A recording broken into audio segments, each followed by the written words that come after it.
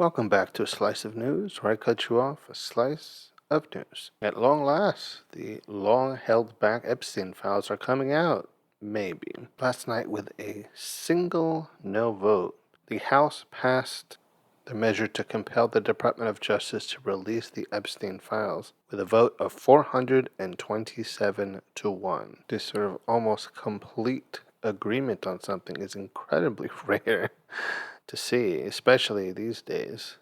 But yeah, just about every Republican and Democrat in the House said, release those files, Department of Justice. The only one who didn't say yes to that was Republican Representative Clay Higgins, who was, of course, the lone no vote. In a statement explaining his no vote, he later claimed that he had voted no on principle because releasing these files would jeopardize all the innocent people named in those files. At the same time, I suppose he was able to cast a principled dissenting vote since it was passing anyway, so it almost didn't matter whether he voted yes or no. So if he had the opportunity to say no and stand on principle, he had that option. And as if a nearly completely unanimous yes vote to releasing those files wasn't shocking and surprising enough, which at least for me absolutely was, the night surprises were not over.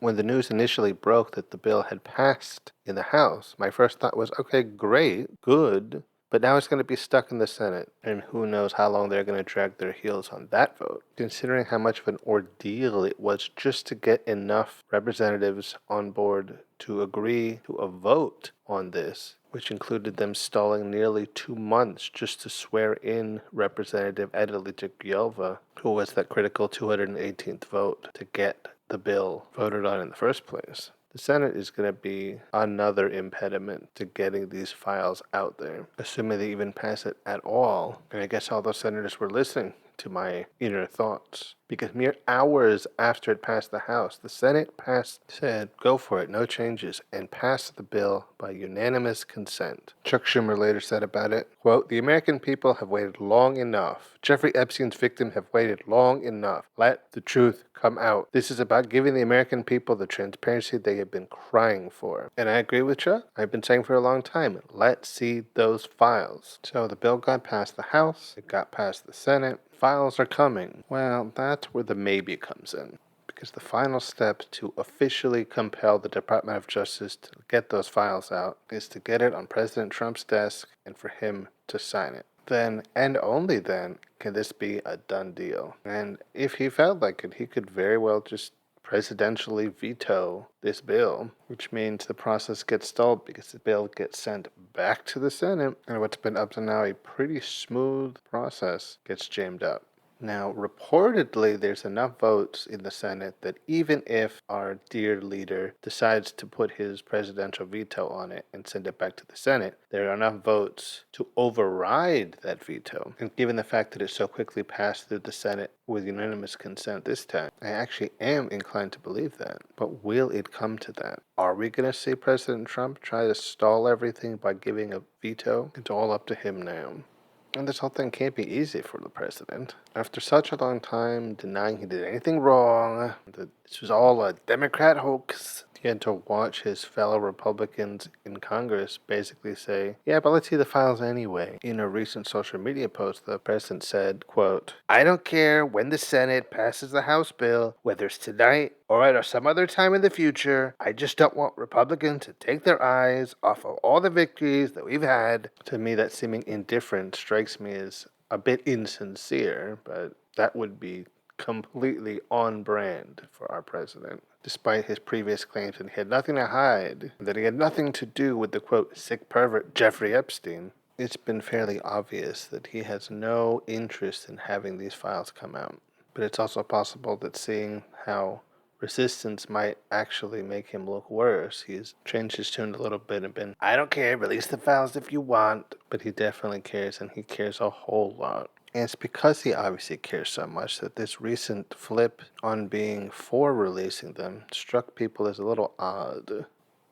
But it does come off as maybe a little bit less odd when you consider what files do come out are going to be heavily redacted. There'll probably be scores of black paper with the occasional mention of Bill Clinton or some other Democrat's name, but Donald Trump's name will conveniently be missing. So he can come back and say, see, I told you, I'm not even in those files. You can't trust those lying liberals. Your favorite president is innocent. So sure, it becomes way easier to say you have nothing to hide when you've been assured that the stuff you were hiding has been blacked out from public view. If all the Department of Justice is willing to release are heavily redacted and altered files, releasing them at all seems almost performative. They're basically saying, trust what you see, except for all these parts that you're not allowed to see. If all they're going to put out are a bunch of files that only say the stuff they want them to say and don't say the stuff they don't want them to say or incriminate the people they want to protect, those files are basically useless. The American people wanted transparency, not a carefully crafted narrative designed to exonerate the president and his fellow Republicans and incriminate only his political enemies on the left. But frustratingly, that looks like that's exactly what we're all going to get. The bill that just got through the House and Senate says that the Attorney General is allowed to withhold or redact any information that would jeopardize an active investigation or national security. That's not just giving a free license to black out anything that they want that they can just claim was national security. I don't know what is. I mean, I guess you could make the argument that definitively establishing that the current president and many of his fellow Republicans are all horrible sex criminals would be bad for the nation and could risk national security. But at that point, you're actively protecting literal criminals and burying the evidence of their crimes. And that's just a bad look. But if that's really their grand plan, just releasing these heavily redacted files and saying, see, Donald Trump isn't in them. He's an innocent man. But oh, by the way, look at all these Democrat names that are in these files. It may actually end up backfiring on them. If those files come off as overly redacted, and I have almost no doubt that they will, what we're not seeing may speak more volume than what we are. Kind of like when a crime scene is a little bit too clean. You know something went on here, so if there's not a shred of evidence of anything happening, it almost proves that something did happen, and it's been covered up intentionally. And I think that's exactly how these files are going to be received by a lot of people. Too many seemingly purposeful omissions will seem kind of suspicious and only magnify feelings of the appearance of guilt rather than assuage them. If you saw a surveillance video with a bunch of obvious cuts in it, where it was obvious that pieces had been removed intentionally, that would say to you, yeah, I think something's being hidden here, not, oh, there's nothing to see here. What I'm seeing is absolutely all that happened. Trust what you see loses a lot of meaning when you're not allowed to see a lot of what's in front of you.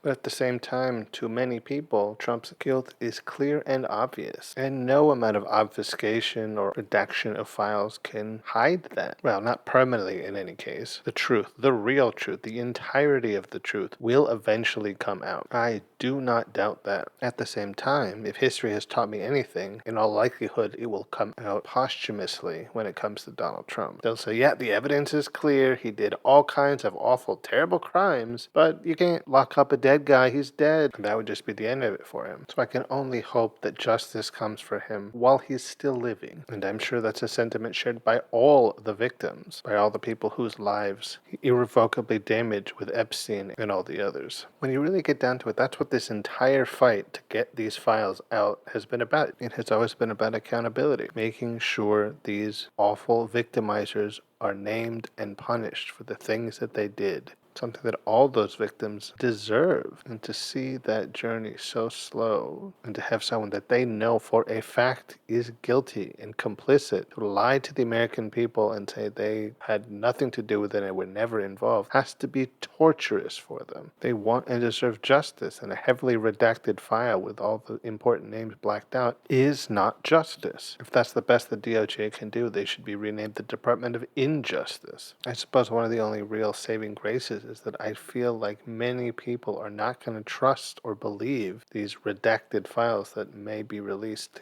if the president signs them, which he says he will when it gets to his desk. Now, when that is a whole other matter, but altered files are not the truth, and the people demand the truth. As they say in the courts, the truth, the whole truth, and nothing but the truth. And to that end, the only thing that should be blacked out are maybe the names of the victims, but the names of the victimizers. All of them should be on display for all of us to see, telling us all that you can't see who did these crimes for national security or because it's part of the investigation is not acceptable at this point. And maybe more importantly, it's wrong. Protecting criminals, even if one of those criminals is the sitting president of the United States, is not correct. It is not right.